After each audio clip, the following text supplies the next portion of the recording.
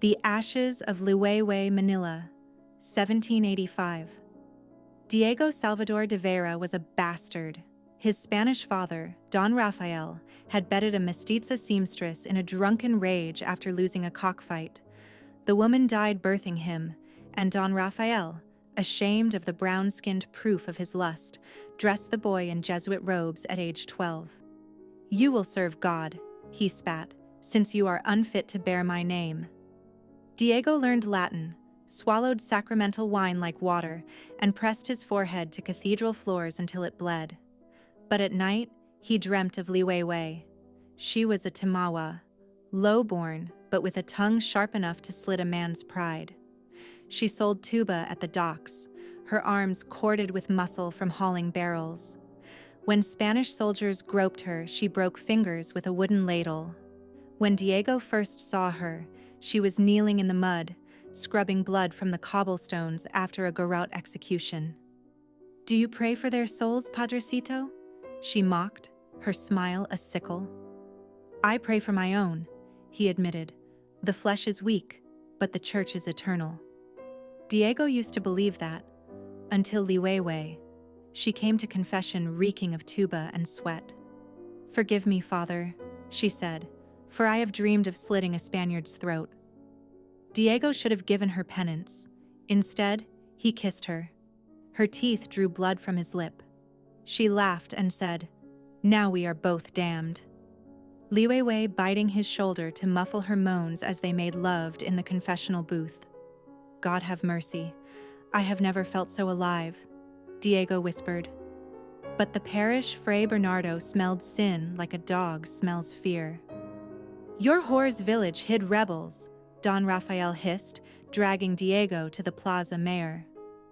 Liwayway knelt in chains, her tattered barrow soaked with sweat.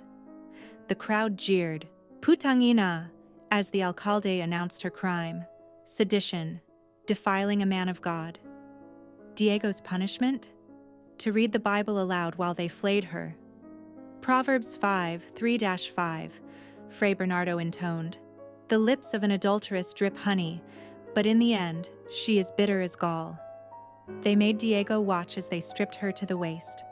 The alcalde said, "Let the priest see what becomes of filthy hands that touch what is holy." The first lash split her skin like overripe mangosteen. Diego vomited. The second lash. The third. By the 10th, Liwayway stopped screaming. She lifted her head, eyes black with hate, and spat blood at Diego's feet. "You are the worst of them," she whispered. "You love me, yet you let them break me." That night, Diego stole a bolo knife from the church kitchen. He found Liwayway hanging from the fire tree, its blossoms glowing like embers in the dark. Her toes barely brushed the earth, as if she'd kicked the stool away mid-prayer. Around her neck, his rosary. They will call it suicide. But Diego knows the truth. The Spaniards hanged her quietly. No trial, no record. Just another indio who chose despair. Diego cut her down with his own hands. Her body was still warm. He pressed his forehead to hers and whispered the act of contrition. Then he took the knife from her belt and carved his first prayer into his own flesh. When the Guardia Civil came at dawn, they found Diego cradling her corpse, his hands stained crimson from trying to stitch her wounds with thread from her own patadyong. Don Rafael sighed. "Grief makes men mad. Hang him quietly." But the night before Diego's execution, a fire erupted in the cathedral. Diego have doused the altar in oil. He have stacked the pews like kindling.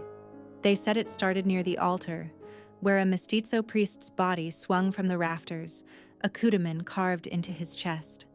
"Liwayway, my love, let the flames be our wedding torches. Let the Spaniards choke on the smoke."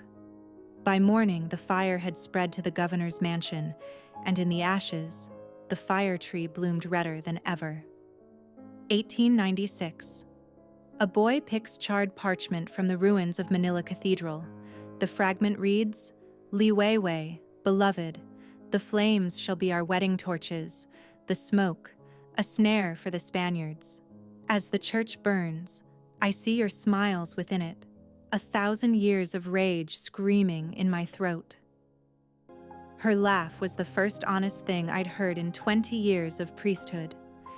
If that's damnation, let the flames take me gladly. The boy tucks it into his shirt, next to his bolo knife. Somewhere, a fire tree blooms out of season. Diego's greatest sin was not his love for Liwayway, it was his hesitation. Diego's failure mirrors colonial trauma, the tragedy of those who thought they could negotiate with monsters.